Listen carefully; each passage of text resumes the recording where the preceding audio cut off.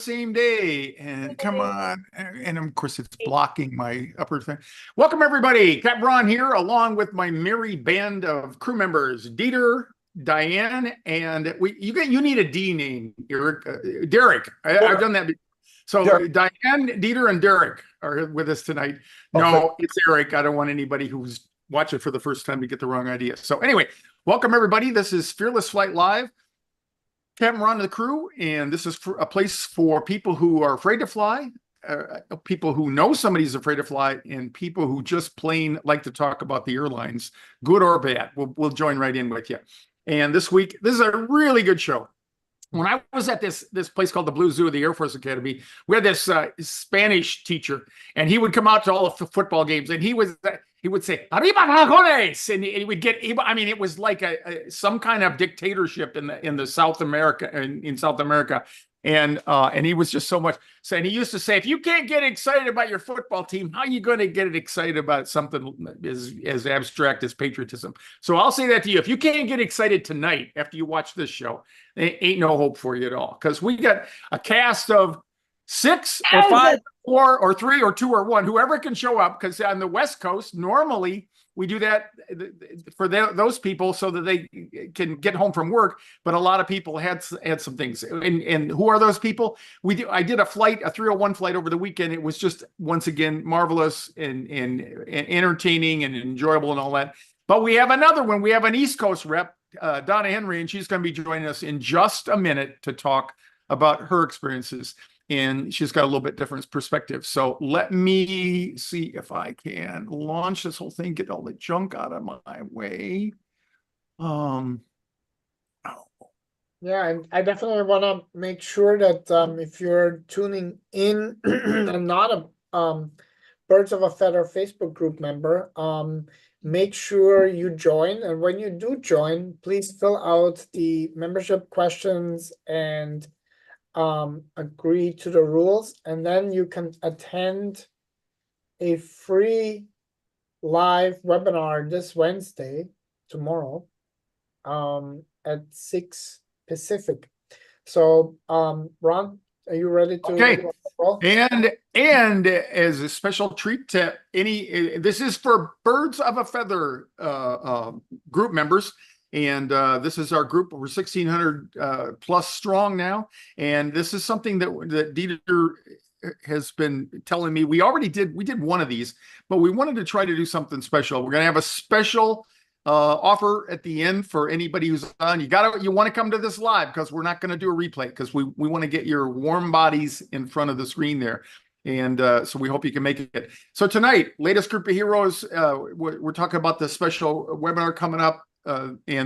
We'll give mention to the 201 live monthly group coaching webinar, and we have some results of the survey that from the people who signed up for the webinar tomorrow night. As a footnote, I think we had like 30 people or so applied to join today, Dieter, I think so. And as always, we'll take your questions and comments. So, okay, let me start out with this little ditty here. This is a little thing from this weekend.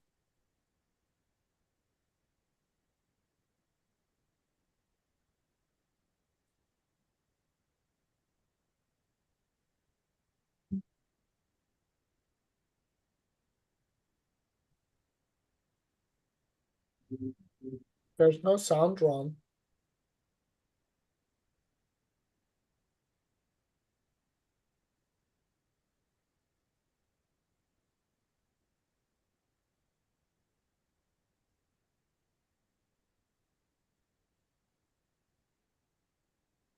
Oh, don't you?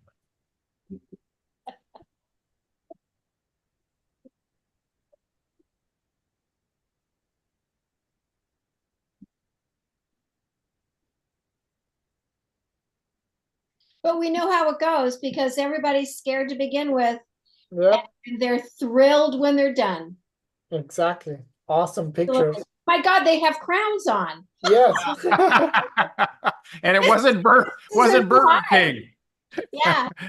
Okay. So that is absolutely the best part. All right. So our first guest is Donna Henry. Donna was not on the flight Saturday, but she has had her own little party going on here. So we're going to bring Donna on board. This is just a little, she sent me a picture of the cockpit. She's going to tell us all about that. And she had the occasion to go from Tampa, where she lives, up to Utah to see her granddaughter. And I'll come on, Donna, join us here, and I will. Yeah, can you stop here. the Sharon? Yep. Welcome, Donna. Now you'll. I apologize in advance for whatever you got yourself into, but I apologize too. You and I, how long ago did we first meet? Because we've never met in person, right? Never. No. But, yeah.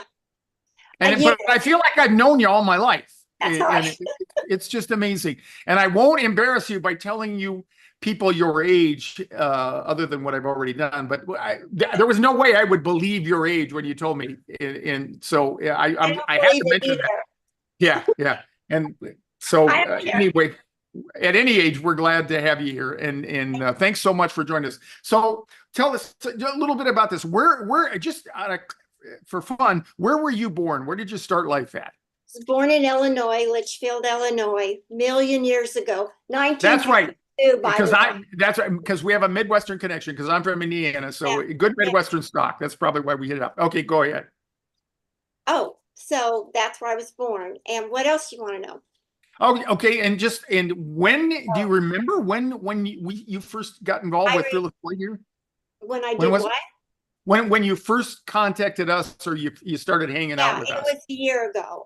We were oh my gosh, that and I happen to have a friend, Julie, who you know and used to fly with, Julie Purdy. That's why my gosh, that's right. Julie works for the airline. Yeah. Terrified I was, and she's a pilot. And I was getting ready to go to Europe. And I thought, I can't do it. I mean, my dream of a lifetime. But long story short, I got in touch with you because of Julie. Then I started immediately on the 201. I listened to everything you said. I did all the answers to all the questions, anything I could find out, because I didn't think I could do it. Usually it would take Bloody Mary's, prescription drugs. I would grab, and I'm not making this up, I've attacked more than one poor person sitting next to me on a plane, just held on for dear life. But luckily everybody's really kind. So you got me to Europe with your book and all the studying and stuff I did. And honestly, I don't like going down that ramp, I'll tell you, and going in there, and I know what everybody feels. Oh, yeah. You can tell. But I got on. So last year when you joined us, that was your big deal. You wanted to go. Did you take? How long had it been since you had flown? Had you been flying all along? It's just miserable, or? I make myself fly. Oh, okay. Miserable. The first flight I ever had, I thought it was going to be fun. It was a long time ago with my babies, and I didn't like it. And I knew I have claustrophobia. I'm horrified when it gets turbulent. I want out and all that stuff that everybody goes through. But for some reason, I'll get myself on the plane, and then I go, okay, whatever happens, happens. People have to just deal with me. And so last year you went to Europe. Where all did you go in Europe? Went to France, Italy, Scotland, Ireland. I flew all over the place.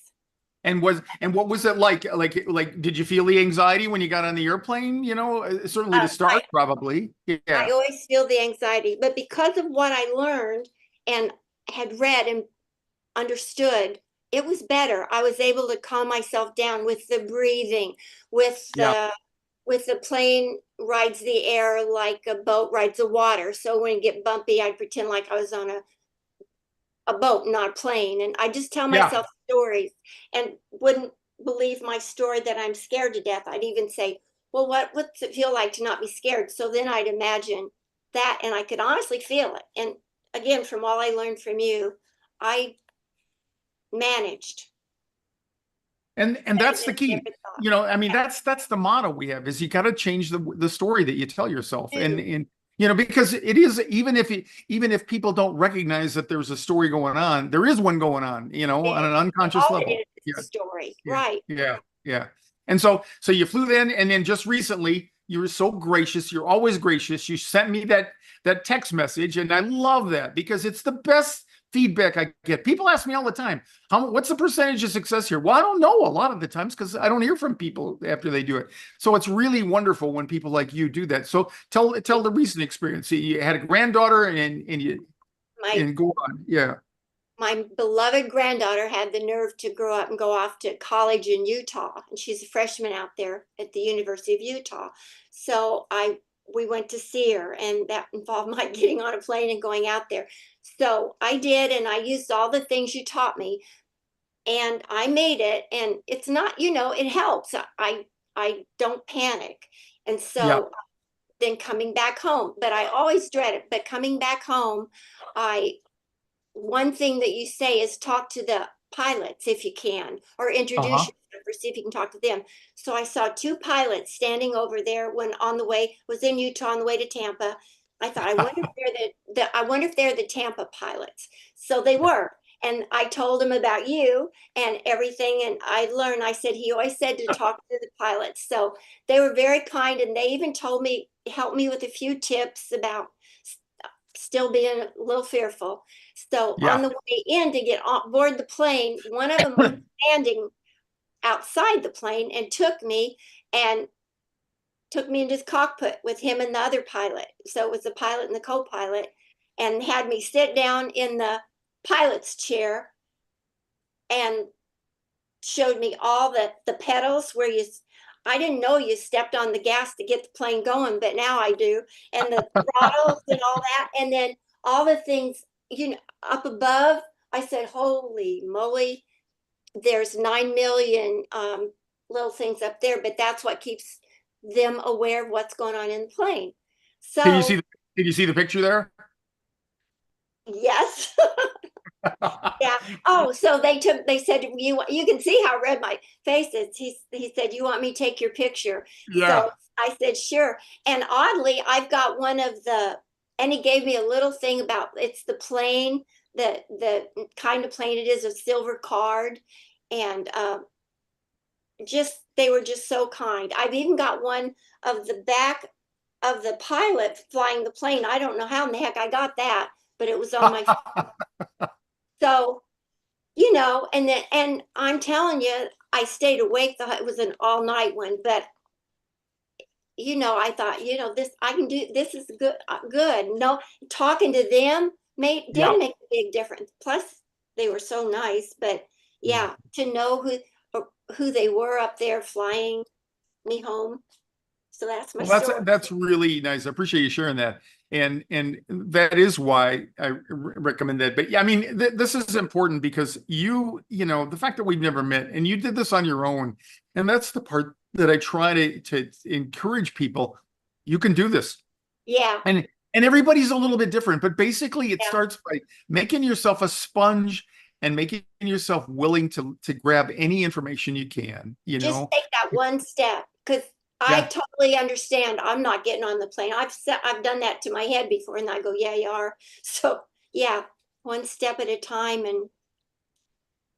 and what would you say to people out there? I'm going to keep you on here for a while because our other guests may not be able to make it, but you can offer opinions for them in their absence, and I'll show you some slides that I made. So let me move on a little bit. I'll do this. I wanted to share this one. This is from another person. She's not here tonight. She's from Atlanta, and I've been working with Mary since before the pandemic. And she had a couple of flights that she was making back in the pandemic days. And then the pandemic came, and then like so many people, she just lost her confidence. And her first flight was from Atlanta to the West Coast, and she did some sightseeing out there. And turbulence is her big thing. It just scares the heck out of her.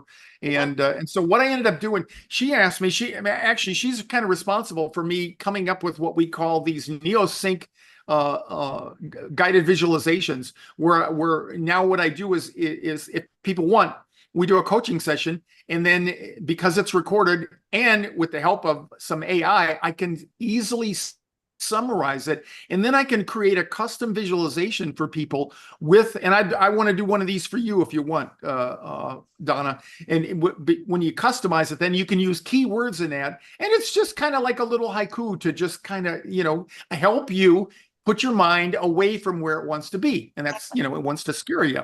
So anyway, this is the most recent trip that Mary took, and she said, "Hi, Capt Ron, just had to thank you. Just got back after 12 days out west. We flew into Bozeman, Montana. It's kind of in a bowl by the mountains. Bumpy, chaotic, at least if it seemed to me. Descent scared me, but I stayed calm.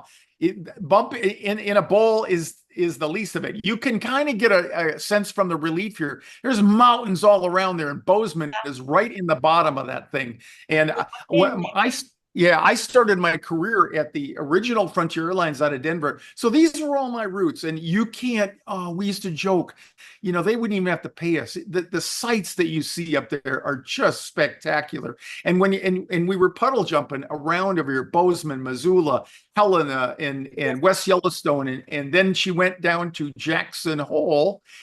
She flew down there. Oh, it's got the price in there.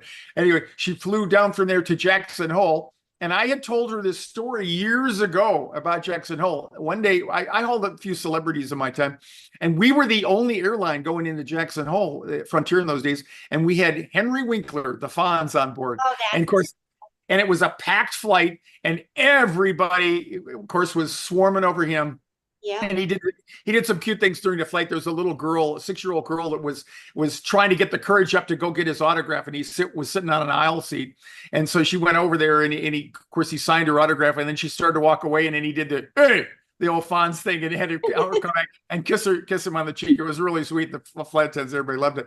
But we were landing there, and the captain I was with, you could smoke in the cockpit in those days, and so as a smoker, we would put the no smoking sign on before we landed. Well, he would wait until the last minute out of sympathy for smokers in the back, and he kind of forgot where we were at. We ended up landing hot and long, and you could tell because the brakes come shuddering to a stop. And it's a relatively short runway, and it's 6,500 feet field elevation, so it's higher than Denver.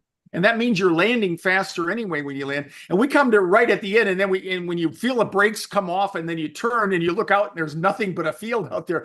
Everybody knew that he had done a little bit of a Herculean effort. And so the entire airplane, including the Fonz, broke into applause. So the flight attendants were coming up, and they were telling us all this. It was really cute though. But anyway, so here we are back talking about Mary, and Mary flew down from there, and she probably didn't get above about 15, 20,000 along that because it's a short leg. And so she had some good bumps, but she did it. And she said, then we flew out of Jackson Hole, and she thought of the Fonz. I did all this with great courage because I had your custom audios and the harmonizer playing constantly in my headphones. Can't thank you enough. You give me the courage to live a fuller life, and I will always be grateful. Well, I'm grateful for you as well, Mary. Yeah. And thanks for that. So anyway, so there's Jackson Hole again, and up here, beautiful. Oh my God. You just can't believe that Grand Teton rises up there. It's about 8,000 feet of dirt right off the river valley there, but it's a beautiful place there. Anyway, I wanted to take a quick statement about the you know what? I'm going to go back to my other slides here 1 second, and I want to talk about the group we had, and maybe you can provide some commentary here for us. So this harmonizer and the headphones are good. Yeah. Oh, thanks. I had those too. All right, go ahead. Yeah, so we did a typical gig. I flew over to Burbank from Phoenix on Saturday. I was able to get over there early, and then met the whole crew. We had a small group, a really nice, intimate group, and we flew from Burbank to Sacramento up here. It's scheduled for an hour and 30 minutes, but that freaks people out. But really, we were only in the air about 50 minutes, and you're only at level off about 15 minutes. Everybody's always surprised when we start the descent because they're saying, "What is that?" And I say, "We're descending," and they can't believe it. Because it seems so short. So that's the kind of skies we saw. Here's a couple of the people. This is Irani and Gretchen, and I'm going to read something here that I got from Irani. She was very, very kindly gave me this thing to read here. Let me get up there. I got to find the thing here. Come on. Yeah. Oh, it's going to play hard to get. Oh, okay. Anyway, well, here. I'll find it in just a minute. I've got it coming up. And then, so here's the three of them over there. And this is coming back. And as most of the cases, do you find this true, Donna, when you fly, whatever anxiety you have leading up to it, when you fly and then after your vacation or your visit's finished and you turn around and come back, is it easier to get on the second time? Or did you find it not so much about the same? Or you're doing so well, it wasn't a challenge either place, probably. Oh, it's always a challenge that way.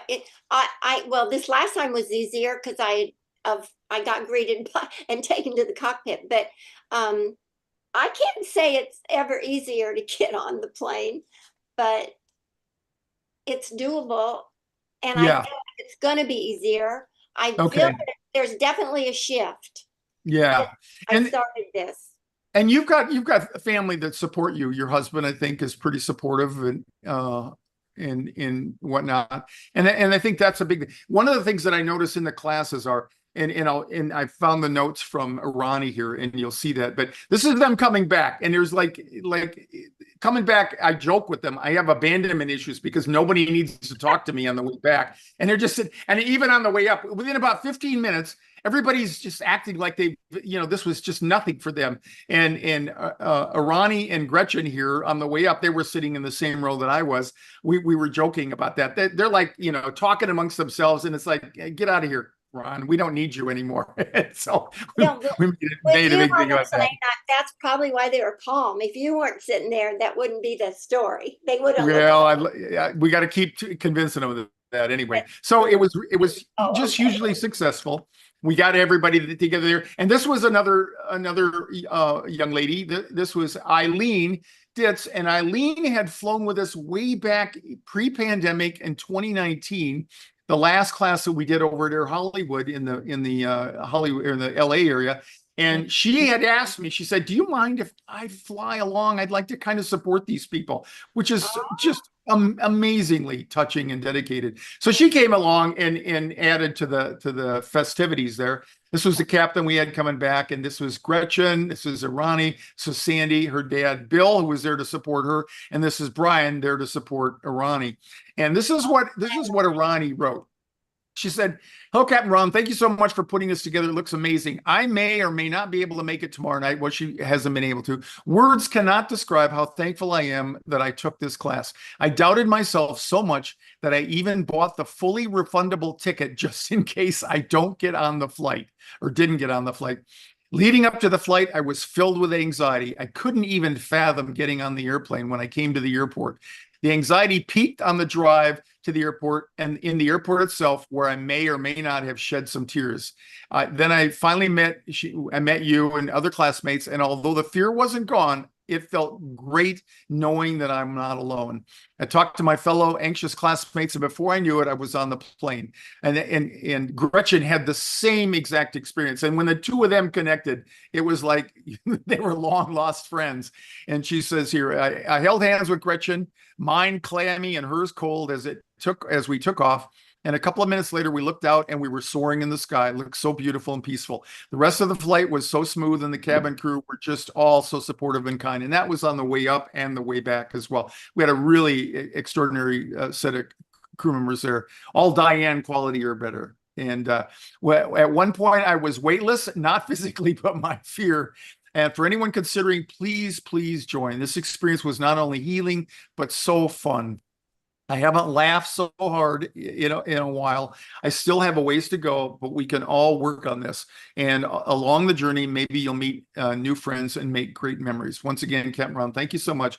And to my fellow classmates too, for being brave, facing their fears amid and offering kindness and support. And it's just, I can't tell you, this is why I keep doing this. It's so inspirational to see people come with raw courage. And that's what I love about talking with you, Donna. And I'm going to undo this so we see your smiling face again. It's just amazing to have people like you and get the feedback that you give me.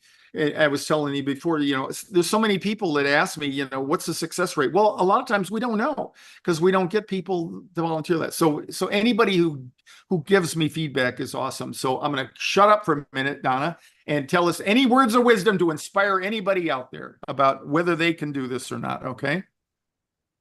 You can do it. This is going to sound rote, but yeah, if I can do it, you can do it. But yeah, I understand that fear. I just do. So just do it. What is that saying? Just do it. And then listen to you, the logic and the safety issue. It's safe. Who knows? Flying was safe. You just got to believe it, trust it. And the more you do it, I would assume, I don't fly that much, but it's gotten a lot better since I met you and everything that you represent and teach. Seriously. I think you're going to get some support here from possibly Peter's got that look. So does Eric and Diane. Go ahead. And I want to welcome Gretchen. Thanks so much. Oh, Gretchen, there you are. Thanks so much. I told you I was going to talk about you whether you showed up or not. So yeah. Well, let me offer the floor to you just a minute. You've met Donna, probably listened to part of that. So when we met at the airport, and Arani wrote in that little note she sent me how tough it was feeling for her. Why don't you describe how you were feeling the days leading up to this? I would say it felt pretty similar. Even the weeks leading up to it, although it was pretty out of mind until like the week of. And then just planning my weekend thinking, oh my God, I can't get to Sunday until I get through Saturday. I wasn't excited. I was very, very scared. I had a lot of anxiety leading up to it. I had kind of promised you and myself that I would at least show up to the airport, which I knew I could do that. But even that was hard, pulling into the parking and valeting. The guy asked, well, how long are you going to be? And I said, it could be 30 minutes or it could be a couple hours. And even the airport was chaotic Saturday, right? I mean, it looked like everybody in Los Angeles was leaving out of Burbank. Yeah. And that would have been a great excuse to turn around and leave. Say, "Oh, Ron, sure. The parking garage was full." Right. Yeah, nowhere to park. Yeah, I wasn't certain I could do it. The thought of getting on the plane, similar to how Diane just said, like I couldn't really picture it. It was a lot of I just have to do this before I'm ready, kind of. And honestly, having, is it I can't pronounce her name. Arani. It was great because it was nice to have company in that fearfulness, just knowing. Sorry, I just got home.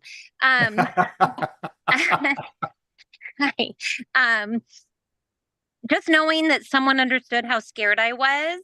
Yeah. And also knowing how scared she was allowed me to kind of not just think about myself. Even though we had just met, and if I truly, truly didn't want to go, I wouldn't have gone. But just knowing that she was like, well, if you don't go, I might not go. And I was like, oh no. There was like a commitment to another person that was trying to do something that was hard. And so the adage, misery loves company, does prove to be true. Exactly. Yes. There's a little bit of peer pressure there. A little bit. Actually good. Yeah. I mean, it didn't feel like, oh gosh, but it felt like, I can do that. Like, I don't want my leaving to cause her to leave. So, and I wanted to do it. I was terrified. And the way home was way easier than the way there. Yeah. Which I was shocked. We couldn't find, we lost you in the airport in Sacramento. They were going to ditch me. They would have left me. Yeah. Well, and that would have been awesome if you guys had been filming it. I was going to say that would have been the real test. Really funny. Honestly, we were. I mean, we were all. I was like, we have to pre-boarding. Like, I don't know, but we've got to go. Like, we're going. I think we would have left you. I mean, I think we would have all gotten on the plane anyway. Yeah. So I had to show up with It the big just L. and the flight attendants and everybody was so nice. The flight attendants and everybody was so nice. Yeah. So Yeah. that really helps to know, like, that people know you're scared and are just paying a little bit of extra attention to you. Yeah. So thanks. This really gives credence to what it's like when we do the classes where people fly together. And what I try to offer people is, if you can find somebody for support. If I do a coaching session, I mean, I could talk to that and tell them how to do it. But it's nice to have that sense of commitment and somebody else to share your vulnerability. And then that's why I say to you, Donna, it's such a different experience when you've got to do this all on your own, but it's certainly doable. And you both are living proof of that. No matter how you get there, the hardest thing in the world. There's a fella named Tom, a longtime client.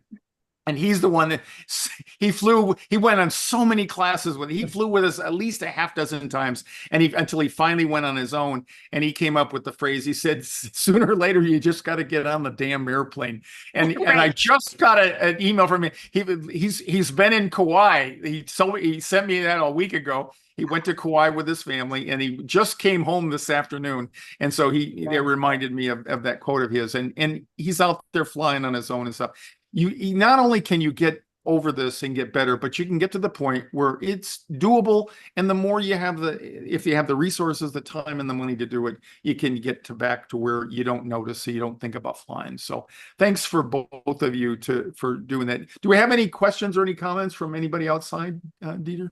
No, lots of hearts and lots of thumbs up, and I think just people appreciating the courage and the vulnerability that it took. That's such a great shot. I gotta say, I've been on more than a few of these, and I've never had them break out those crowns yet. No, they went. Yeah, I have one up here on my shelf of gimmicks and aviation stuff. So you guys must have made some kind of impression. I'm crushed because great. you're right, Eric. We've done a lot of these. I've done a lot of these, and we never got a crown.